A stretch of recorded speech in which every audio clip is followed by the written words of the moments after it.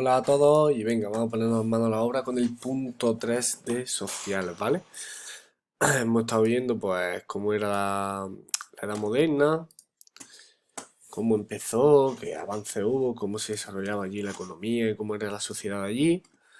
Luego estuvimos viendo por la importancia de los reyes católicos, cómo fue la primera llegada y la primera exploración, que fue de casualidad a América.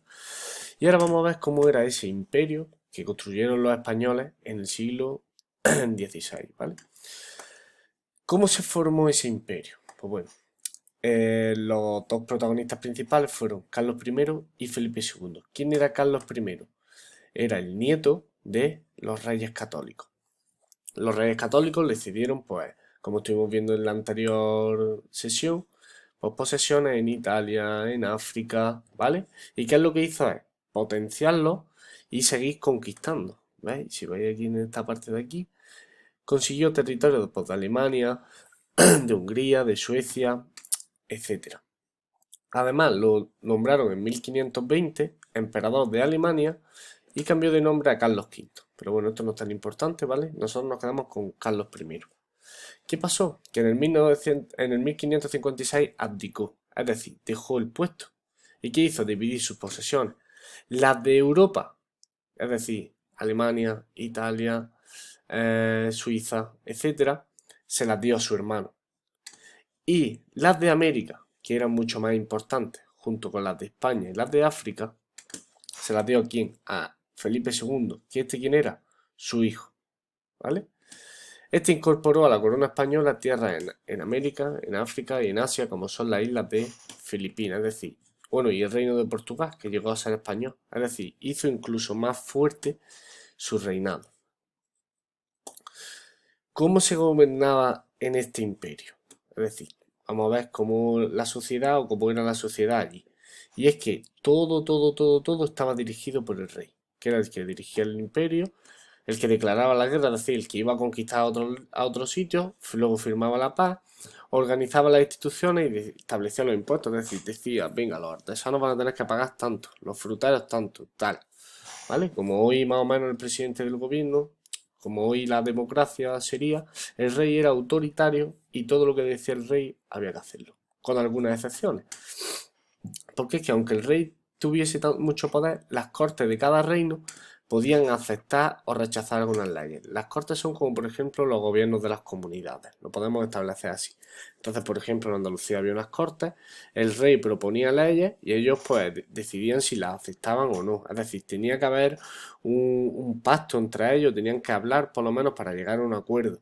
No era que el rey decía se hace esto y se hace, no, ya empezaron ahí a verse unos cuantos acuerdos.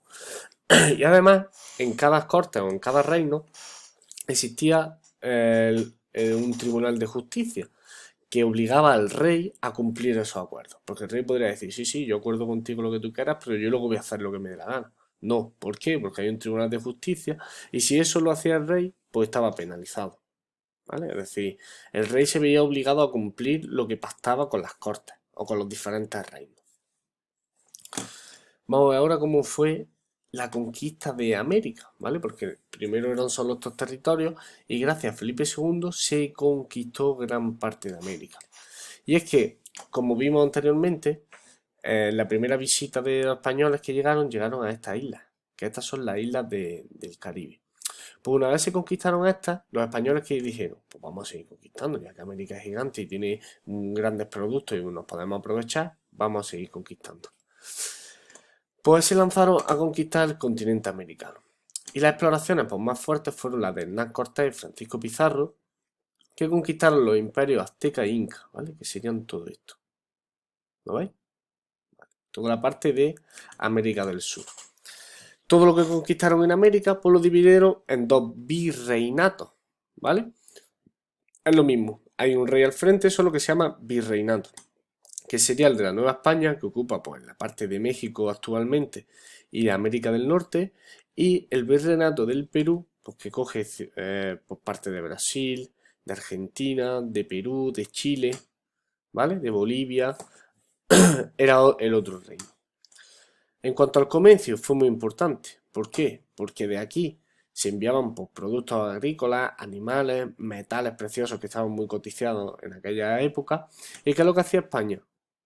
Se traía para acá pues, el aceite, armas para seguir, para que no se les sublevaran las personas, ropa, porque aquí estaban más avanzados que aquí, ¿vale? En las colonias los españoles ocupaban los cargos de gobierno, es decir, vamos a ver ahora cómo era la sociedad, y es que los más importantes eran los españoles. Los españoles siempre tenían un buen cargo. Debajo de ellos, ¿quién estaban? Los mestizos. ¿Quién eran los mestizos? Pues los españoles que tenían hijos con la India, ¿vale? Entonces se hacían mestizos, que es mitad español y mitad indio. Debajo de ellos estaban los indios, que eran por otro tipo de personas que estaban allí, que nos dice aquí que sufrían abusos, aunque había leyes que los protegían. Y debajo de los indios, pues tengo a los negros, ¿vale? Que eran traídos de África como esclavos. ¿Para qué? Para que le trabajaran las tierras y los españoles obtuvieran beneficios del trabajo pues, de las personas de África, que se llamaron los negros, por llamarlos como esclavos, ¿vale? Pues bueno, hago el uno, hago el 2 y hago el 3, ¿vale? Venga, mano a la obra.